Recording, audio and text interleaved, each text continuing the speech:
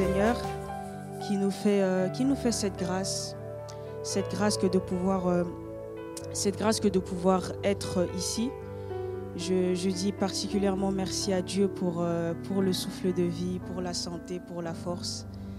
C'est pas évident, certains reviennent du travail, mais le Seigneur nous permet d'être dans sa présence. C'est vraiment une grâce et nous voulons dire merci à Dieu.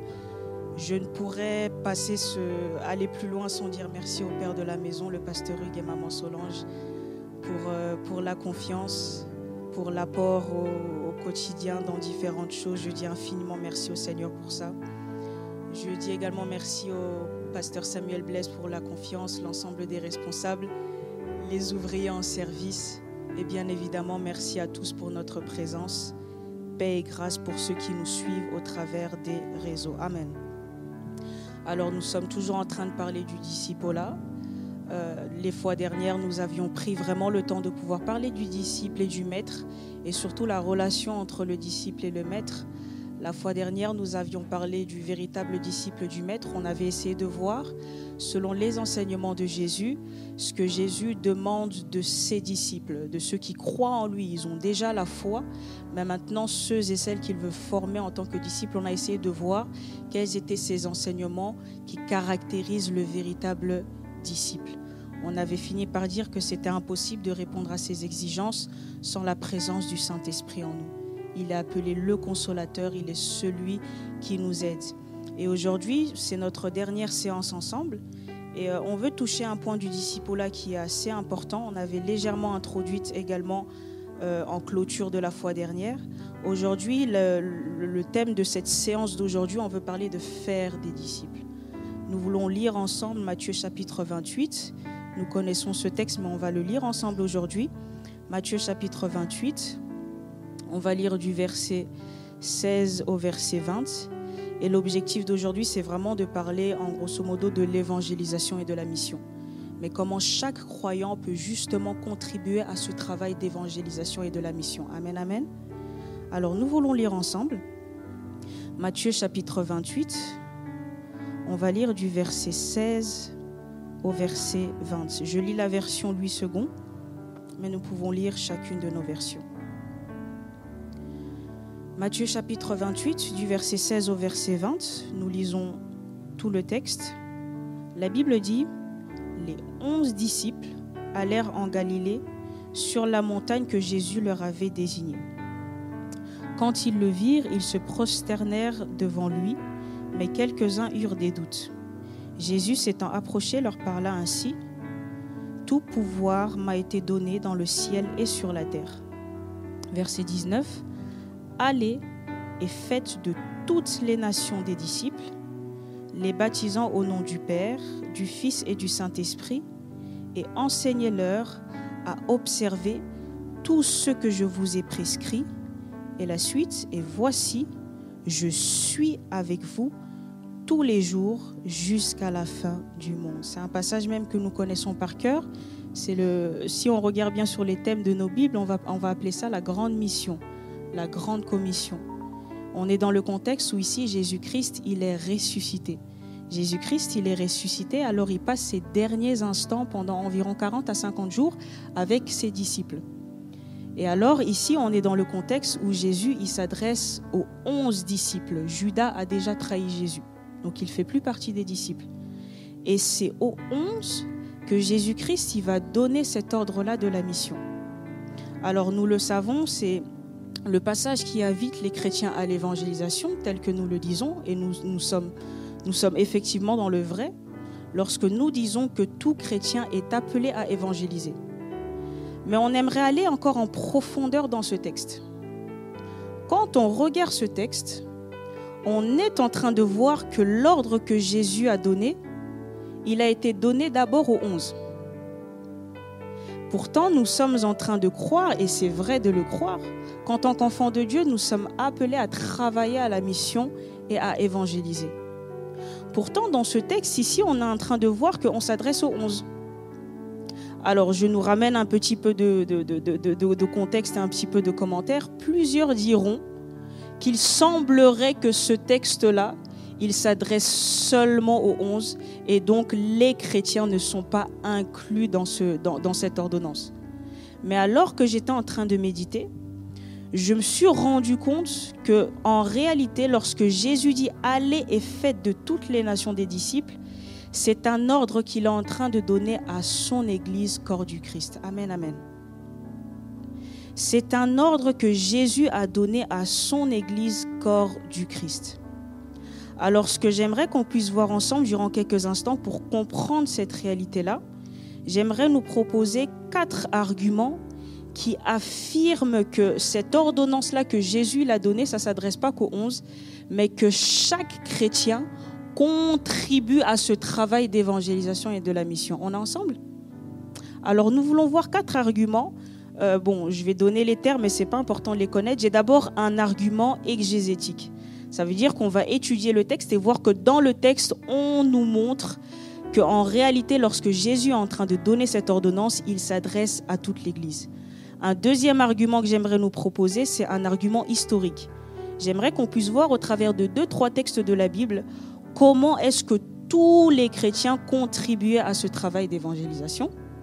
Un troisième argument, c'est un argument doctrinal. On va regarder dans un texte des Épîtres. Et puis, il y a aussi l'argument prophétique. Je vais y toucher rapidement, mais j'avais déjà touché à la première séance.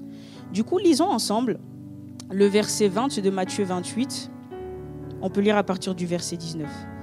Matthieu 28, du verset 19 au verset 20, la Bible dit « Allez, faites de toutes les nations des disciples, les baptisant au nom du Père, du Fils et du Saint-Esprit, et enseignez-leur à observer tout ce que je vous ai prescrit. » Mais regardez ce que Jésus dit dans la suite. « Et voici, je suis avec vous tous les jours jusqu'à la fin du monde. » Jésus, il s'adresse aux 11 qui sont présents devant lui.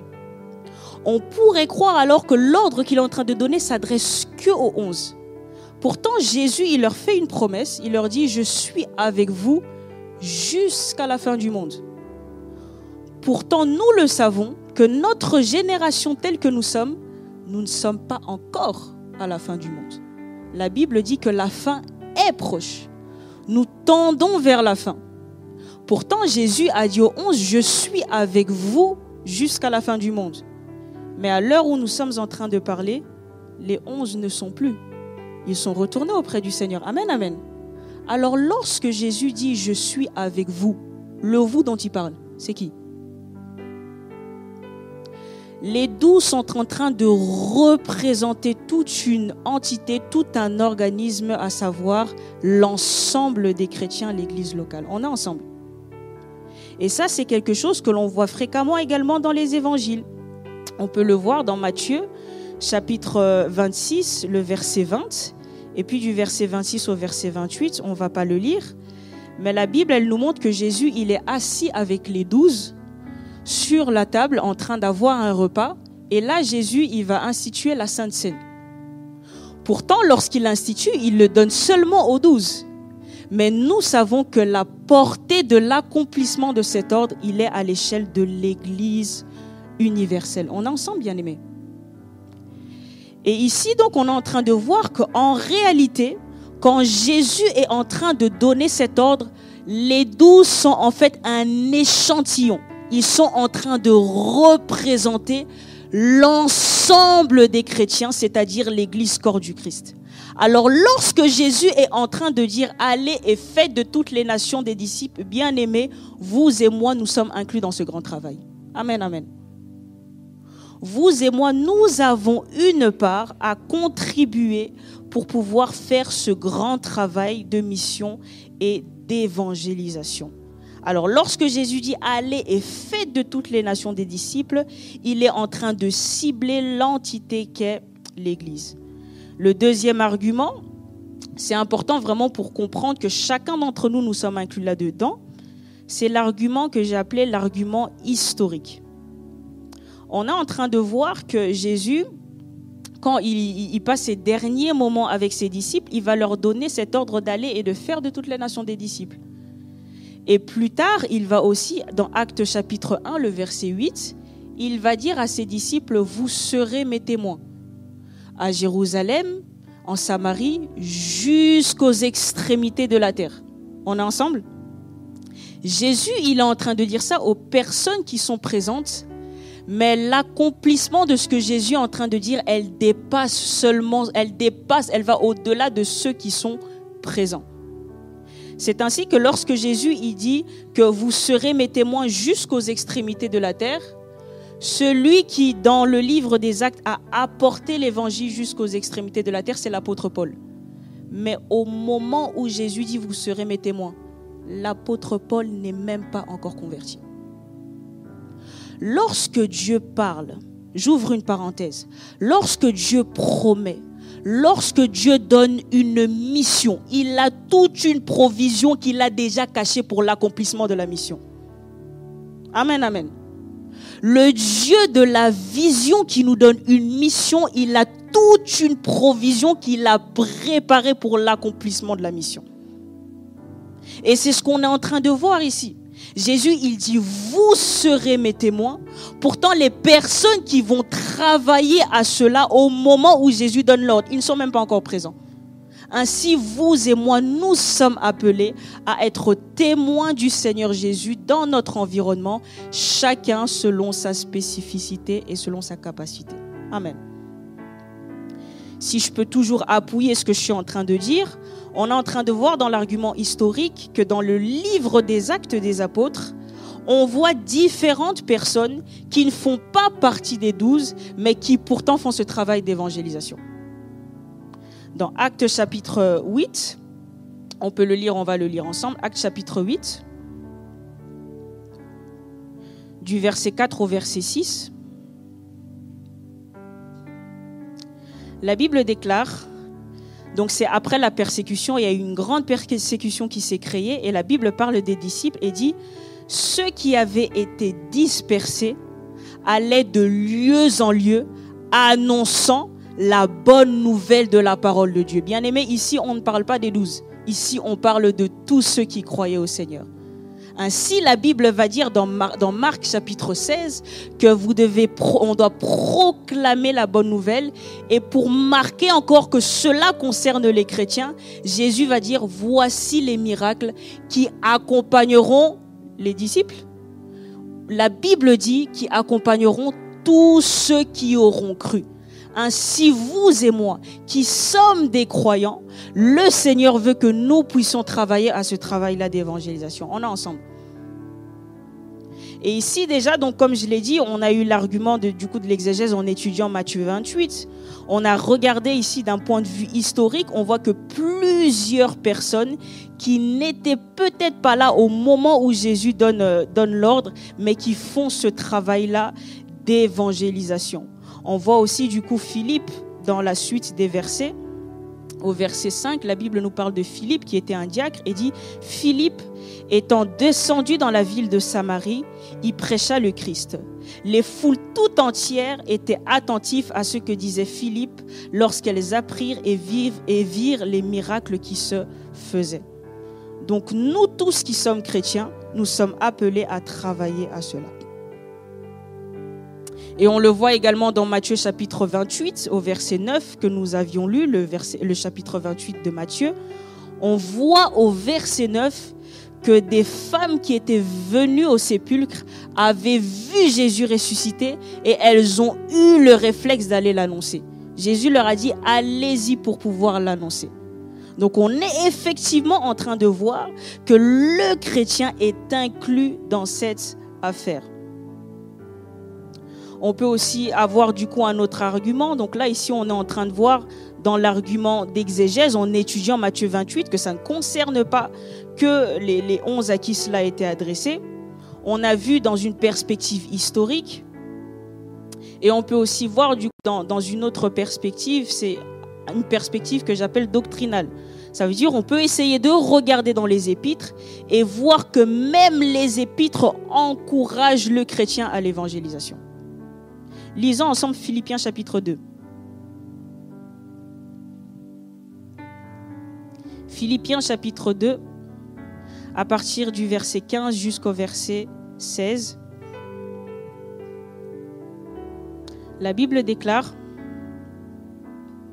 Donc, parlant des chrétiens de Philippe, la Bible dit « Afin que vous soyez irréprochables et purs, des enfants de Dieu, irrépréhensibles au milieu d'une génération perverse et corrompue, parmi lesquels vous brillez comme des flambeaux dans le monde en faisant quoi?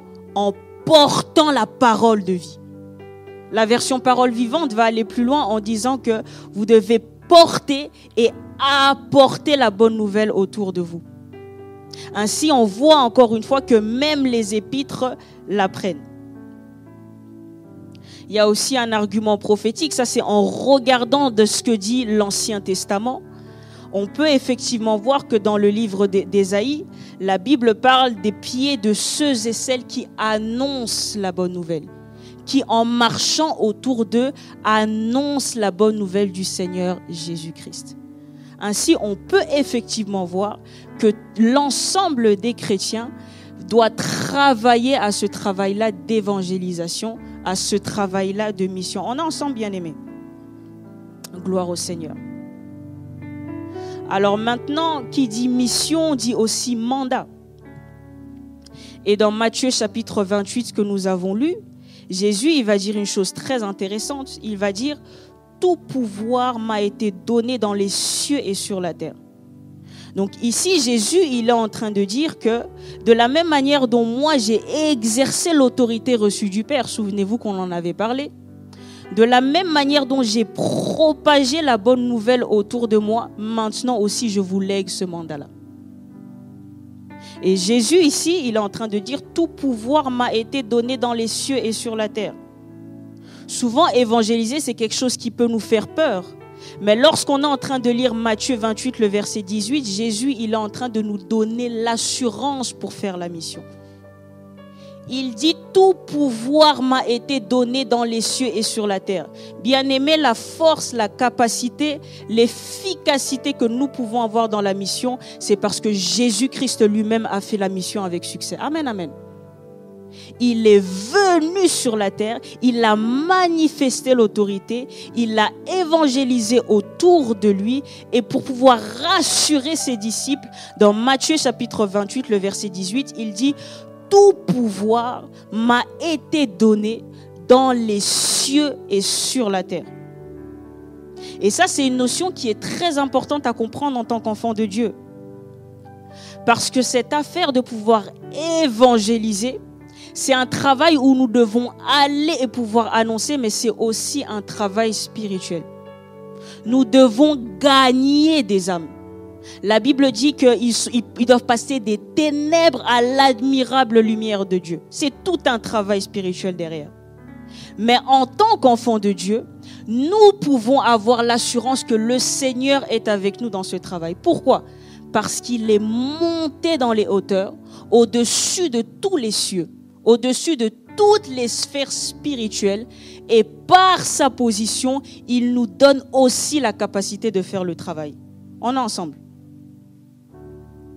Et donc ici, on peut voir que ce travail-là d'évangélisation, nous pouvons le faire aussi longtemps que nous restons attachés au Seigneur.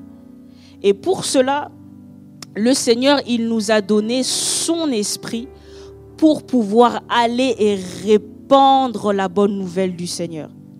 Jésus, dans Matthieu chapitre 28, le verset 20, il dit « Je suis avec vous jusqu'à la fin du monde ». Pour que chacun d'entre nous, nous puissions accomplir la mission, le Seigneur nous garantit, nous promet sa présence. Il nous promet son assistance. Il dit « Je suis avec vous jusqu'à la fin du monde ». Et lorsqu'il dit « Je suis avec vous », il est en train de nous introduire encore une fois le Saint-Esprit qui marche avec nous pour pouvoir faire la mission, pour pouvoir aller évangéliser autour de nous. Ainsi, on peut voir dans Jean chapitre 14, le verset 16, le Seigneur il parle du Saint-Esprit et puis il va dire « Il sera avec vous, il demeurera avec vous éternellement ». Alors, en tant qu'enfants de Dieu, nous devons compter, chercher la puissance du Saint-Esprit afin de pouvoir transmettre la bonne nouvelle du royaume. On est ensemble, bien-aimés. Et cela, c'est quelque chose d'important. Alors maintenant, j'aimerais, avec le temps qu'il nous reste, j'aimerais qu'on puisse partager ensemble quelques principes pour faire des disciples. Ce travail-là d'évangélisation, ce travail-là de mission, c'est ça, faire des disciples. C'est aller gagner des âmes, pouvoir les instruire en vue qu'ils deviennent eux aussi disciples du Seigneur Jésus. Alors maintenant, ce travail, cette mission, Dieu demande à chacun d'entre nous de le faire selon la particularité qu'il a mis en chacun d'entre nous. Amen, amen. Alors j'aimerais nous proposer qu'on puisse lire ensemble un texte, c'est 1 Thessaloniciens chapitre 1, du 1er au 10e verset. Et là-dedans, j'ai pu tirer 4 grands principes pour pouvoir faire ce travail-là d'évangélisation et d'affermissement, mais chacun selon sa spécificité. Dans 1 Thessaloniciens chapitre 1, du verset 1 au verset 10, on est en train de voir ici qu'on nous parle de l'apôtre Paul qui va en Thessalonique pour aller gagner des âmes et faire la mission.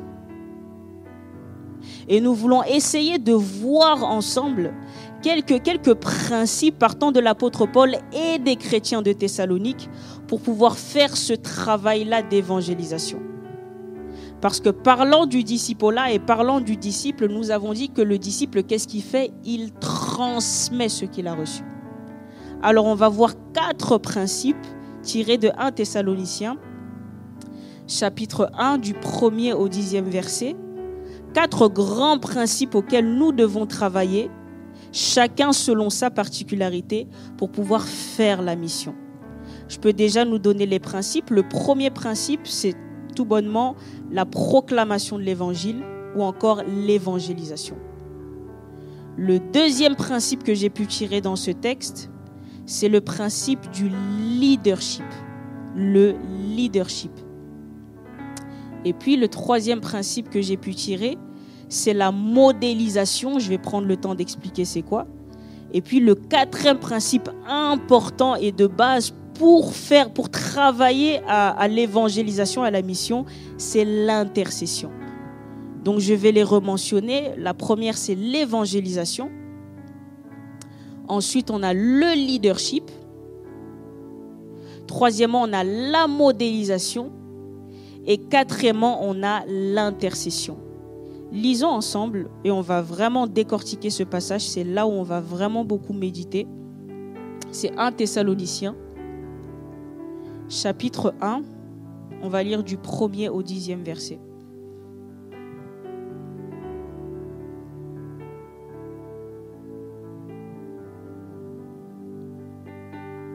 Je lis. La Bible déclare: Paul et Sylvain et Timothée à l'église de Thessalonique, qui est en Dieu le Père et en Jésus-Christ le Seigneur, que la grâce et la paix vous soient données. Nous rendons continuellement grâce à Dieu pour vous tous, faisant mention de vous dans nos prières, nous rappelons sans cesse de l'œuvre de votre foi, le travail de votre charité et la fermeté de votre espérance en notre Seigneur Jésus-Christ, devant Dieu notre Père. Nous savons, frères bien-aimés de Dieu, que vous avez été élus, notre évangile ne vous ayant pas été prêché en parole seulement, mais avec puissance, avec l'Esprit Saint, avec une pleine persuasion, car nous n'ignorons pas que nous nous sommes montrés ainsi à cause de vous. La suite: et vous-même, vous avez été mes imitateurs et ceux du Seigneur, en recevant la parole au milieu de beaucoup de tribulations, avec la joie du Saint-Esprit, en sorte que vous êtes devenus un modèle pour tous les croyants de la Macédoine et de l'Achaïe. Non seulement, en effet, la parole du Seigneur a retenti de chez vous, dans la Macédoine et dans l'Achaïe, mais votre foi en Dieu s'est fait connaître en tout lieu, de telle manière que nous n'avons pas besoin d'en parler. Car on raconte à notre sujet quel accès nous avons eu auprès de vous. On peut déjà s'arrêter là. Donc le premier principe, c'est effectivement celui de l'évangélisation, comme je l'ai dit. Ici, on est en train de voir, dans 1 Thessaloniciens chapitre 1, le verset 5, que l'apôtre Paul, avec Timothée et avec Sylvain, Ils sont allés dans une ville pour aller annoncer la bonne nouvelle, pour aller évangéliser en d'autres termes.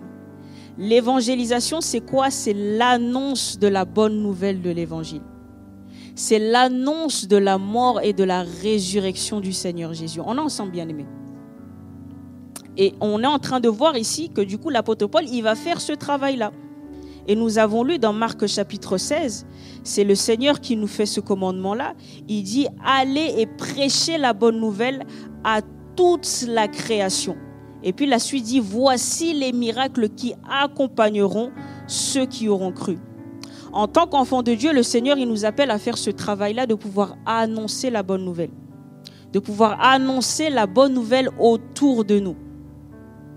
Ce que le Seigneur veut, c'est que la foi que nous avons en Jésus-Christ, que nous puissions le transmettre autour de nous. Parce que la Bible dit dans Romains chapitre 10, comment est-ce que les gens autour de nous croiront en la bonne nouvelle s'il n'y a personne qui leur annonce?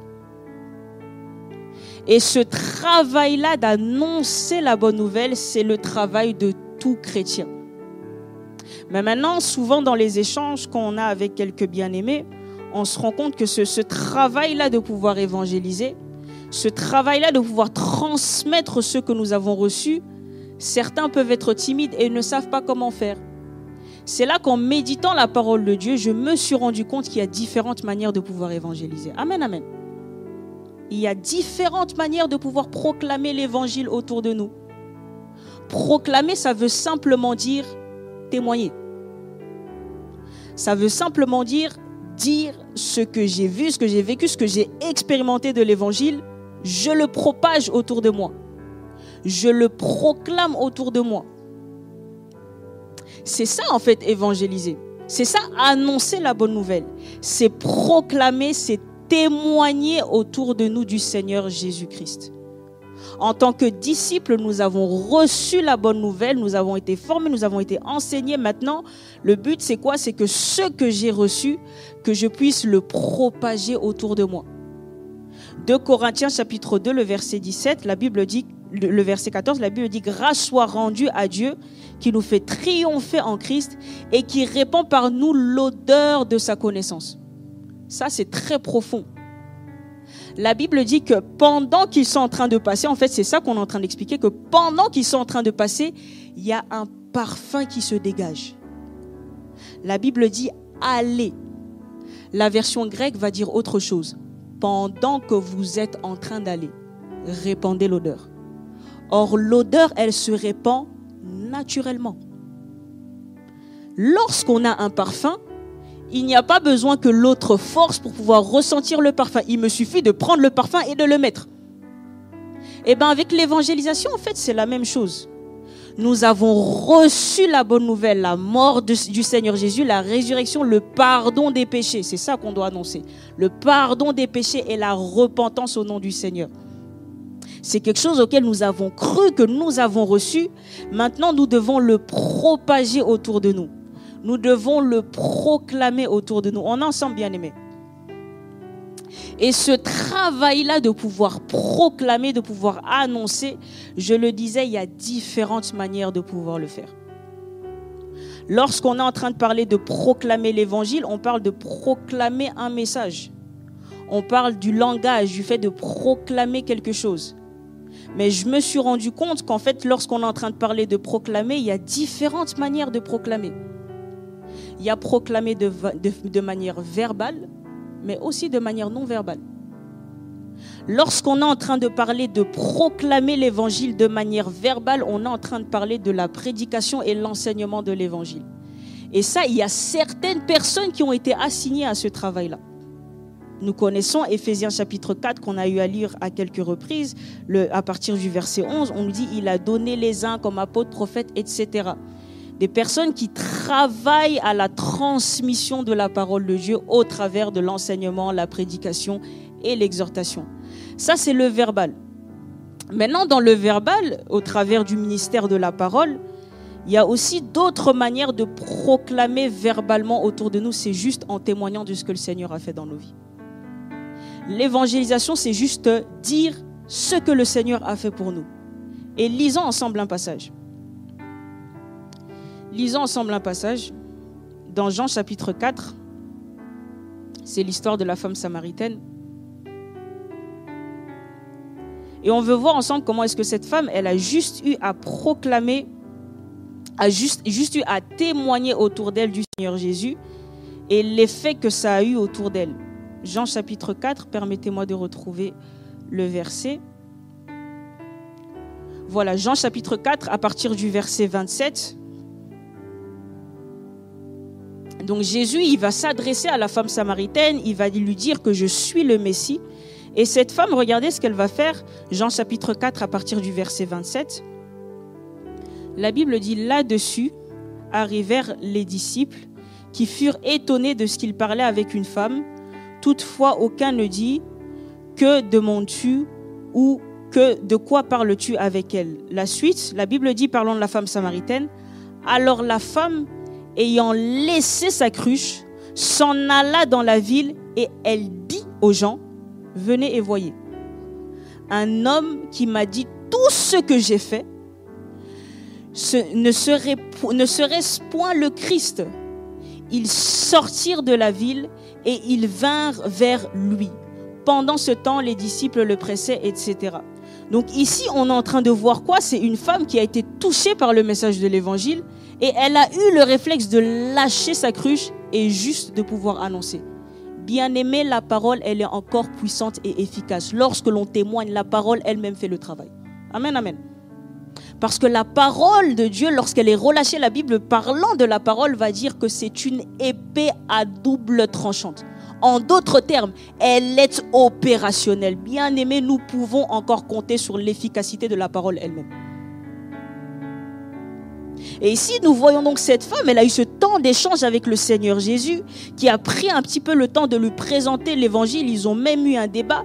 Et la femme, tout ce qu'elle a eu à faire, c'est simplement de venir et de juste dire, venez et voyez. Et on voit encore ailleurs que témoigner, ça fonctionne également. Jean chapitre 1, le verset 35,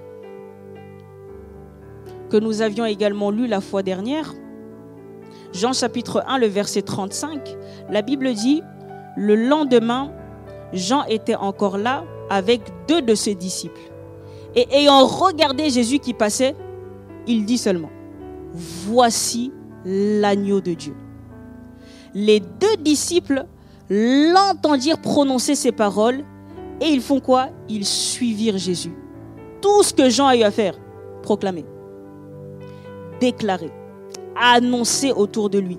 Et ça ne s'arrête pas, le cycle continue. Verset 38, la Bible dit, Jésus se retourna et voyant qu'ils le suivirent, il leur dit, que cherchez-vous? Ils lui répondirent, Rabbi, ce qui signifie maître. On peut descendre un petit peu plus loin. Le verset 40, la Bible dit, donc Jean chapitre 1, le verset 40, André, frère de Simon-Pierre, était l'un des 2 qui avait entendu les paroles de Jésus et qui avait suivi. Ce fut lui qui rencontra le premier son frère et qui lui dit, nous avons trouvé le Messie, ce qui signifie maître. Donc ici, on est en train de voir toute une chaîne en fait d'évangélisation. Où on voit en fait que Jean-Baptiste, il va faire quoi? C'est qu'il va parler aux personnes qui étaient attachées à lui.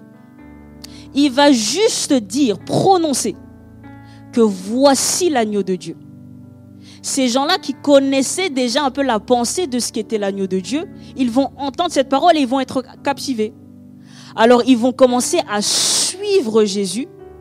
Et l'un des disciples qui avait entendu, qui était André, il va l'annoncer à son frère Pierre.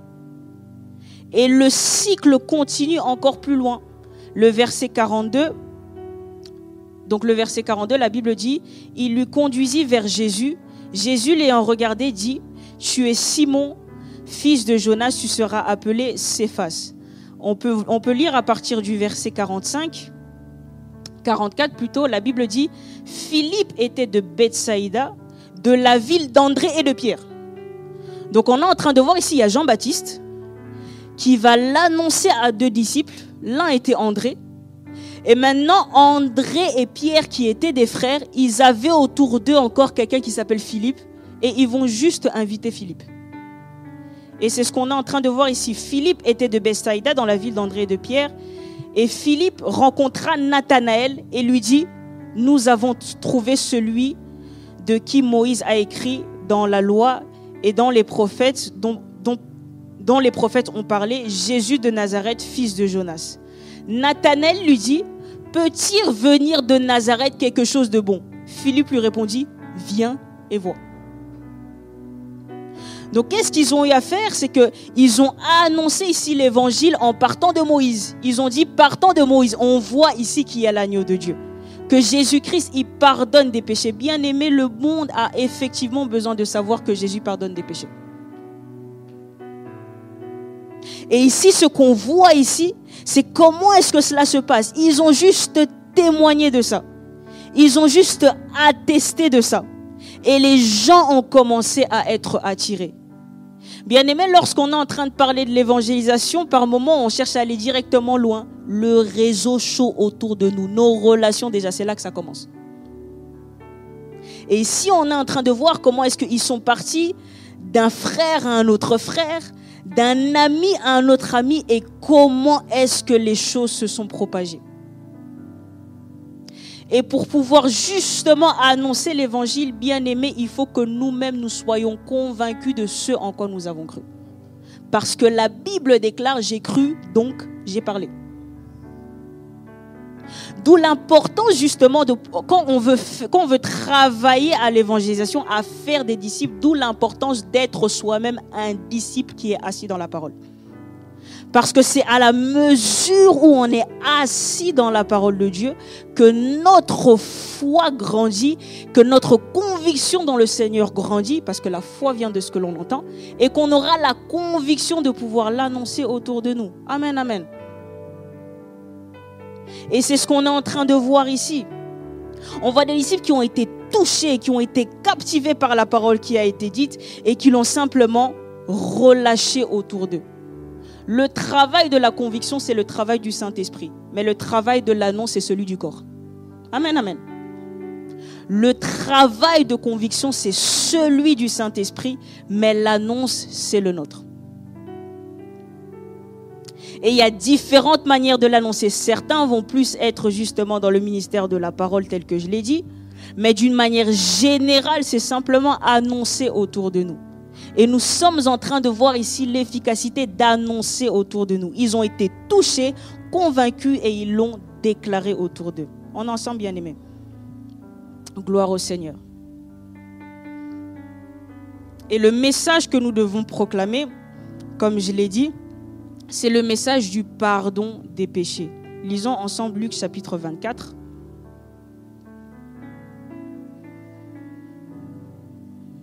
Luc chapitre 24, on va lire à partir du verset 47.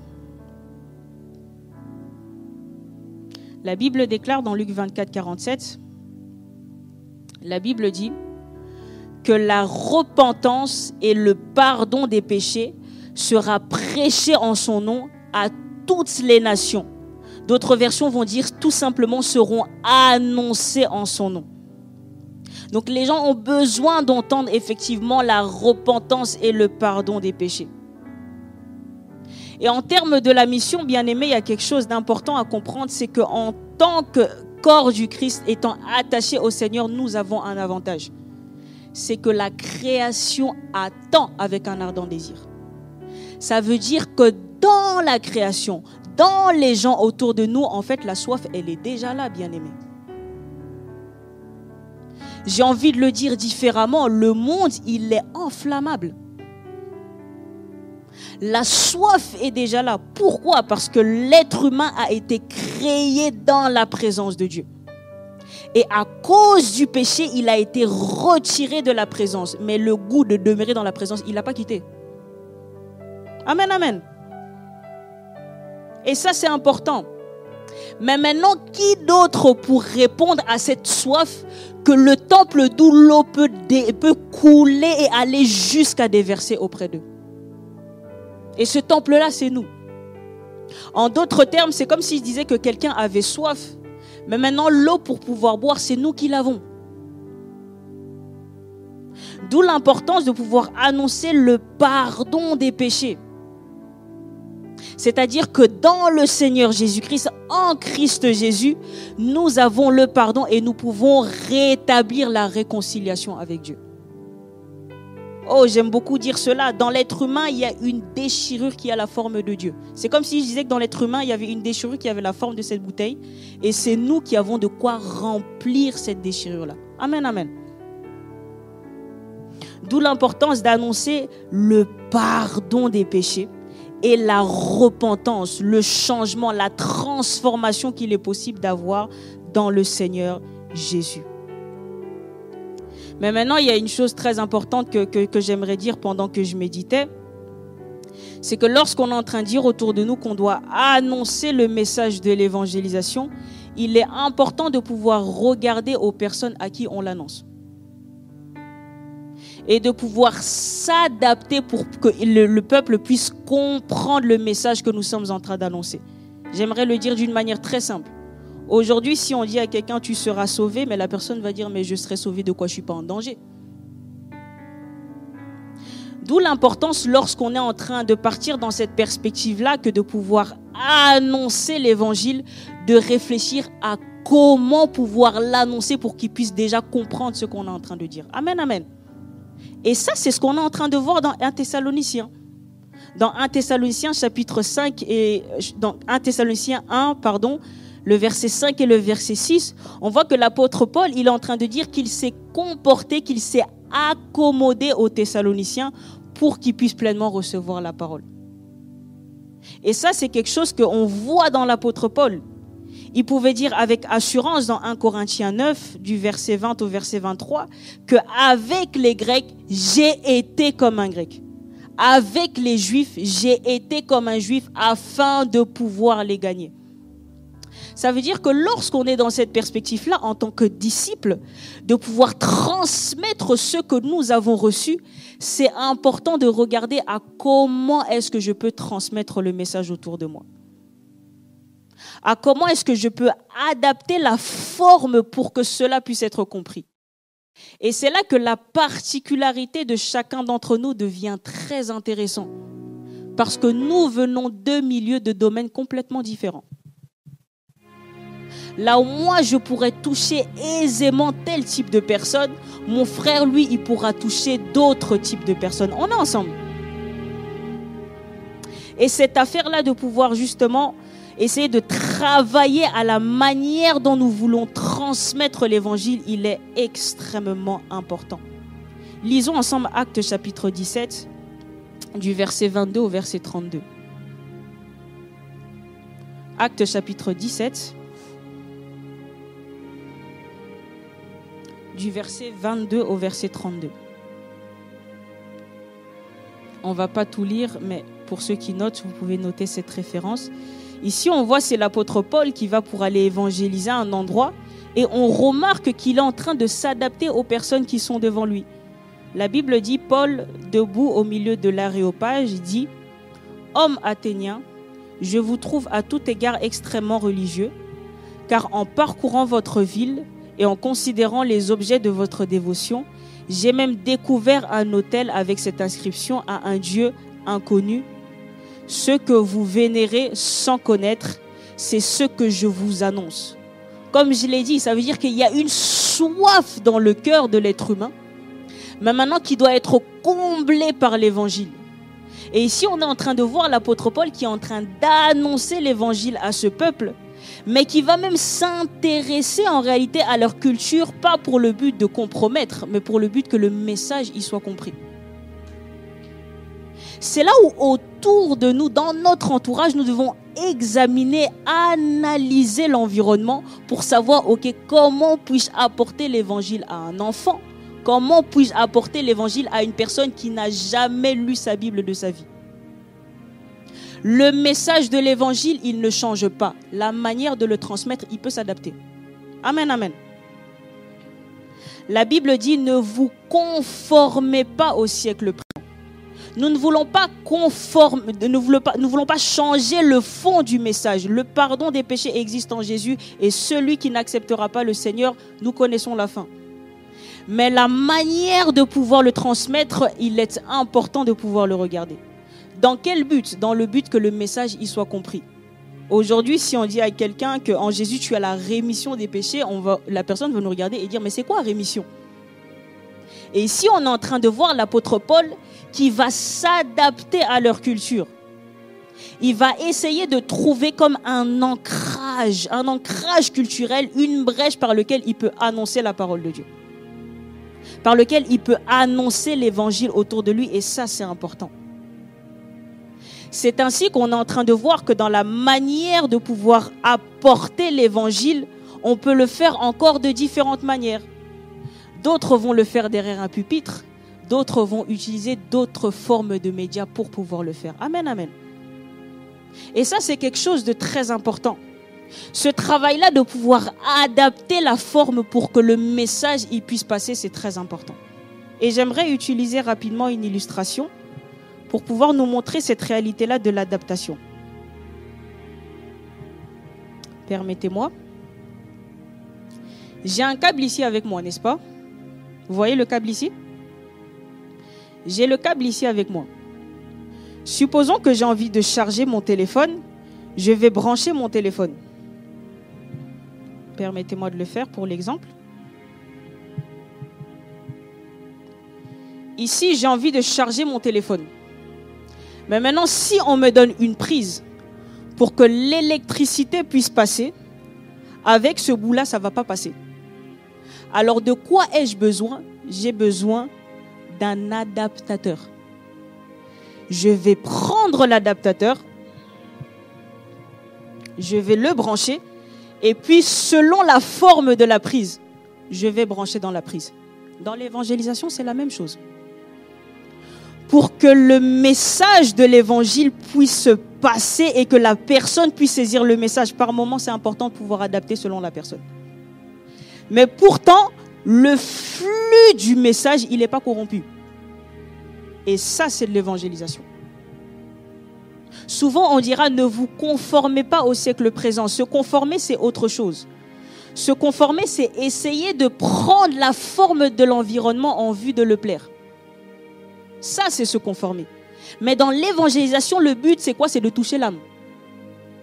Mais maintenant, pour que le message y soit compris, c'est important de pouvoir analyser, de pouvoir adapter la manière de transmettre pour pouvoir atteindre. Ainsi, il y a certains, alors que nous sommes disciples, pour pouvoir recevoir ce que nous avons reçu, il y a différents canaux. D'autres pourront le faire par les réseaux sociaux, d'autres pourront le faire dans la rue, d'autres pourront le faire dans la famille. Ce sont des contextes complètement différents. Le message, il ne change pas. Mais l'environnement et la manière de le transmettre, lui, il change. Et ici, on est en train de voir un exemple très concret avec l'apôtre Paul. Comme je le disais, on peut continuer à lire. Actes chapitre 17. On voit que l'apôtre Paul, il va même utiliser un jargon particulier pour que le peuple puisse comprendre ce qui est en train d'être dit. La Bible dit, le Dieu qui a fait le monde et tout ce qui s'y trouve, étant le Seigneur du ciel et de la terre, n'habite point dans des temples faits des mains d'hommes. Donc il s'approche d'un peuple qui avait l'habitude d'avoir des temples qui ressemblaient à des divinités. Mais là, particulièrement, l'apôtre Paul, il va utiliser cette approche-là pour pouvoir leur annoncer que Dieu, il n'habite pas là-dedans. C'est ça l'adaptation de l'évangile. Et je vais essayer d'avancer un petit peu. On peut même voir effectivement que dans la transmission du message de l'évangile, on peut voir qu'il y avait deux types de choses qui se faisaient à l'époque. Ce qui se faisait à l'époque, c'était quoi? C'est que les gens, ils pouvaient effectivement proclamer verbalement la bonne nouvelle, mais que les gens pouvaient utiliser des canaux, des médias pour pouvoir transmettre le message au travers des lettres. Amen, amen. On voit ça dans Colossiens chapitre 4, le verset 16. Où on voit qu'on nous parle d'un type de personne où lorsque l'apôtre Paul finissait de prêcher, il faisait quoi? Il notait, il mettait dans un papier et il transmettait. Aujourd'hui, les choses, elles changent. On ne passe plus par des lettres, on passe par des lives. Mais le principe, il reste le même. Vous comprenez ce qu'on essaie de dire ici? Amen, amen. Ça veut dire que le message, il reste le même. Et dans l'évangile, il est important de pouvoir regarder selon nos environnements comment pouvoir le transmettre. Et ça, c'est grosso modo l'évangélisation. L'annonce du pardon et de la repentance à Jésus-Christ, que ce soit en parole, mais effectivement par d'autres canaux, tout en regardant, en considérant ceux à qui on adresse le message. Le deuxième point que j'aimerais aborder, le deuxième principe, c'est le principe du leadership. Dans 1 Thessaloniciens chapitre 1, que nous avions lu tantôt, on voit qu'on est en train de nous parler de l'apôtre Paul, qui va dans la ville, mais il ne va pas seul. Il va dans cette ville avec qui? Il va avec Sylvain et avec Timothée. Et lorsqu'on est en train de parler de faire des disciples, il faut savoir qu'il y a un cadre, un contexte de leadership que Dieu il a établi pour que le disciple il soit formé. Et ce cadre, c'est l'église locale. Amen, amen. L'église locale, c'est le lieu ainsi que les différents bergers que le Seigneur il a établi. C'est le lieu propice que Dieu a établi pour que les disciples y soient formés. Et on peut voir ça dans Actes chapitre 2, le verset 42, puis le verset 46 au verset 47. On peut voir qu'il y avait du coup des ministres de l'évangile qui apportaient la bonne nouvelle et que les disciples, ils restaient ensemble et ils persévéraient dans l'enseignement qu'ils avaient reçu. On va lire ça. Actes chapitre 2, le verset 42. Actes chapitre 2, le verset 42, la Bible déclare: ils persévéraient dans l'enseignement des apôtres, dans la communion fraternelle, dans la fraction du pain et dans les prières. On dit ils persévéraient dans l'enseignement. Souvenez-vous que le disciple, c'est qui? C'est quelqu'un qui s'assit et qui s'attache à l'enseignement du maître. Et ici, on est en train de voir l'apôtre Paul. L'apôtre Paul, il représente l'image des ministres de l'évangile qui nous donnent la parole de Dieu. Il représente les bergers, les pères qui ont été établis dans un territoire pour pouvoir justement nous former. Et ça, c'est important. Amen, amen. Le Seigneur, il établit un cadre qui est l'église locale où on voit qu'il y a une personne qui a été instituée, un berger pour pouvoir justement faire ce travail-là, coordonner ce travail-là, que de pouvoir faire des disciples. Parce que l'objectif du disciple-là, c'est quoi? Comme on l'a dit, c'est que ce qu'on a reçu, qu'on puisse le transmettre autour de nous. Et le cadre de l'église locale, c'est ce cadre-là où justement le disciple, il est formé pour justement pouvoir devenir un disciple efficace. Et ça, c'est quelque chose de très important. Lorsqu'on est en train de dire que le croyant, il est appelé à faire des disciples, il y a le stade de l'évangélisation, mais après l'évangélisation, la personne doit grandir dans la parole de Dieu. Amen, amen. Et ça, c'est justement le leadership qu'il y a dans l'église locale. Où au travers l'enseignement que nous recevons, cela peut être transmis autour de nous. Et souvenez-vous, c'est justement dans ce contexte-là de leadership qu'on parle dans la Bible de la première fois du disciple. Lisons ça ensemble. On peut lire 1 Chronique, chapitre 25, le premier verset, puis le 6e au 8e verset. Et après, on peut aussi préparer 1 Corinthiens 4, le verset 14 au verset 16. 1 Chronique 25.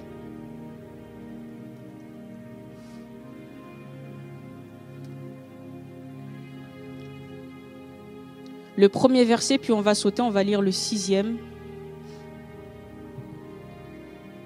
et le 8e verset. La Bible dit: David et les chefs de l'armée mirent à part pour le service ceux des fils d'Asaph, d'Éman et de Jéduthun, qui prophétisaient en s'accompagnant de la harpe, de la lutte, des cymbales. Et voici le nombre de ceux qui avaient les fonctions à remplir. Le verset 6. Dans le verset 6, on nous dit: tous ceux qui étaient sous la direction de leur père. Ça, c'est une notion qui est très importante. Sous la direction de leur père pour le chant de la maison de l'Éternel avec des cymbales, etc. Le verset 8, on nous dit: ils tirèrent au sort pour leur fonction des petits et grands, des maîtres et des disciples. Donc on voit ici que dans ce travail-là de faire des disciples, le cadre d'évolution du disciple, c'est sous un leadership. On est ensemble, bien-aimés. Amen, amen. Et c'est le cadre que le Seigneur il a établi pour que nous puissions grandir en tant que disciples. Et 1 Corinthiens chapitre 4, du verset 14 au verset 16, l'apôtre Paul, il va expliquer cette réalité. Il va dire qu'en tant qu'envoyé de Dieu sur le territoire de Corinthe, c'est lui qui a engendré ces gens-là dans la foi. En leur prêchant l'évangile, mais aussi en faisant ce travail-là d'encadrement sous ce leadership-là. Et maintenant, dans l'église de Corinthe, il y avait un problème, c'est quoi? C'est qu'il y avait plusieurs maîtres. Le maître veut dire enseignant. Et l'apôtre Paul, il va rappeler une réalité importante. Il va dire, vous pouvez avoir 10 000 maîtres, mais le Père, il n'y en a qu'un seul. Amen, amen. Et ça, c'est une notion qui est très importante parce que ça nous montre le cadre du leadership pour l'évolution du disciple. Alors, lorsqu'on est dans cette perspective-là de faire des disciples, il est important de considérer le leadership présent dans la localité. Amen, amen. J'avance un petit peu. Le quatrième principe, c'est le principe, comme je l'ai dit, de la modélisation. Donc, on a parlé de l'évangélisation, c'est annoncer l'évangile. On a parlé du leadership, donc le leadership qui prend place dans l'église locale. Mais maintenant, il y a aussi la modélisation. La modélisation, c'est quoi? On va lire 1 Thessaloniciens chapitre 1, du verset 6 au verset 9.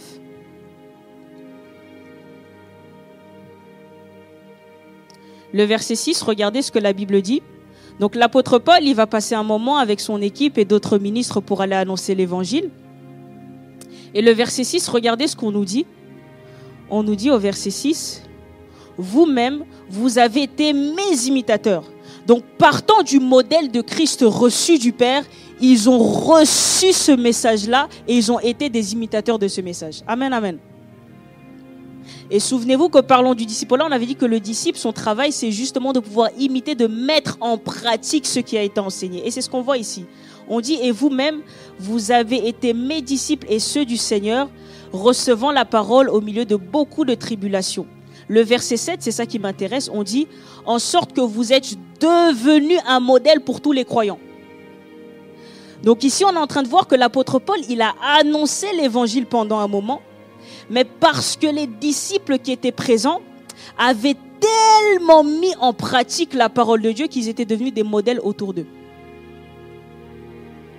Ici, on est en train de voir, lorsqu'on parle de la modélisation, que ce travail-là de contribuer à faire des disciples, c'est en étant un modèle à l'endroit où nous nous trouvons.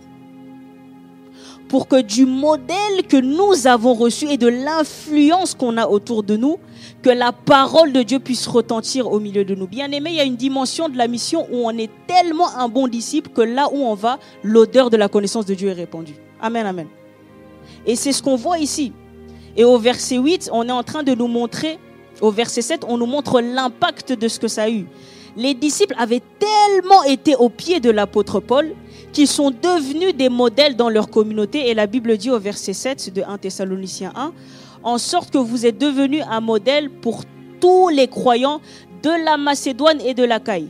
Non seulement en effet, la parole du Seigneur a retenti de chez vous dans la Macédoine, mais votre foi s'est faite connaître en tout lieu. Ça veut dire qu'ils étaient tellement des disciples attachés à l'enseignement reçu que naturellement la bonne nouvelle elle a été répandue autour d'eux. Amen, amen. C'est pour ça que lorsqu'on veut dire qu'on veut faire des disciples, c'est important d'être un disciple assis, de telle sorte qu'on a tellement reçu, tellement mis en application le message qu'autour de nous l'odeur de la connaissance du Seigneur est répandue. En d'autres termes, ce qu'on est en train de dire, c'est que lorsqu'on veut faire des disciples, il faut faire attention à notre attitude dans l'environnement où on se trouve. Amen, amen. La Bible dit, vous êtes la lumière du monde et le sel de la terre. Ayant reçu le modèle de la parole, nous devons transmettre la lumière de la parole en agissant en conformité. C'est ça lorsqu'on parle de la modélisation. Et le dernier principe dont j'avais parlé, c'est le principe de l'intercession. L'apôtre Paul, il est en train de dire, on peut le voir toujours dans 1 Thessaloniciens, il dit au verset 2, « Nous rendons continuellement grâce à Dieu pour vous tous, faisant mention de vous dans nos prières. » Bien-aimés, si par moment c'est difficile d'aller évangéliser, il y a une chose qu'on peut tous faire dans le lieu secret, c'est prier. C'est intercéder pour l'avancement de la mission. Amen, amen. Et ici, c'est ce que l'apôtre Paul, il est en train de nous apprendre. Parce que comme je l'ai dit, faire des disciples, annoncer l'évangile, propager la bonne nouvelle, c'est un travail qui est spirituel. Mais cela nécessite que nous puissions travailler aussi dans la prière, d'où l'intercession. Et ça, c'est quelque chose que la parole de Dieu, elle nous apprend. On peut voir dans Actes chapitre 4, du verset 26 au verset 31, alors qu'il y en a certains qui étaient appelés à faire la prédication de l'évangile, on voit que les chrétiens et les apôtres, ils ont été quoi? Ils ont été persécutés. Alors, qu'est-ce que les chrétiens ont fait dans Acte 4? Ils se sont mis à prier. Bien-aimés, lorsqu'on est dans cette perspective de faire des disciples, alors qu'on comprend que chacun d'entre nous, nous avons un rôle dans la transmission de l'évangile, dans l'évangélisation, bien-aimés, soyons des intercesseurs pour la mission. Amen, amen. Et ça, c'est quelque chose ici qu'on est en train d'apprendre. Chacun d'entre nous, nous pouvons faire ce travail-là de prier pour ceux et celles qui annoncent l'évangile, de prier pour nous-mêmes afin que nous soyons des canaux pour la transmission du message et surtout prier que le Seigneur ouvre des portes pour pouvoir annoncer l'évangile. Ça, c'est notre travail. Amen, amen. Parce que la Bible, elle dit quoi? La Bible, elle dit que le monde entier, il est sous l'emprise du malin. Mais au travers de l'intercession, nous pouvons combattre dans la prière pour que l'évangile soit annoncé. Et je clôture par là. On veut lire ensemble Colossiens chapitre 4, le verset 12. Colossiens chapitre 4, le verset 12. La Bible déclare, parlant d'un homme appelé Epaphras, on peut regarder son exemple. La Bible dit, Epaphras, qui est des vôtres, vous salue, serviteur de Jésus-Christ, qui ne cesse de combattre pour vous dans ses prières, afin que, parfait et pleinement persuadé, vous persistiez dans une entière soumission à la volonté de Dieu. Waouh! Donc on comprend ici même que pour que dans la communauté, que les disciples persévèrent dans la foi, par moment il y a besoin d'un homme pour combattre dans la prière pour ça. Amen, amen. Et ici on a l'exemple d'Epaphras. Alors ces quatre principes importants sont des principes auxquels nous pouvons travailler et nous devons chercher l'onction de Dieu pour pouvoir faire ce travail. Parce que sans lui, nous ne pouvons rien faire. Et la Bible dit, vous recevrez une puissance. Et en tant que disciples du Seigneur Jésus, appelés à transmettre ce que nous avons reçu, nous pouvons chacun travailler à l'évangélisation, se donner selon le leadership établi dans l'église locale, être un modèle autour de nous et enfin prier pour la mission. Je ne sais pas s'il y a des questions.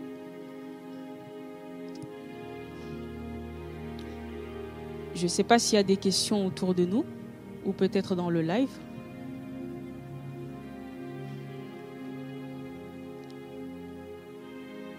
S'il n'y a pas de questions,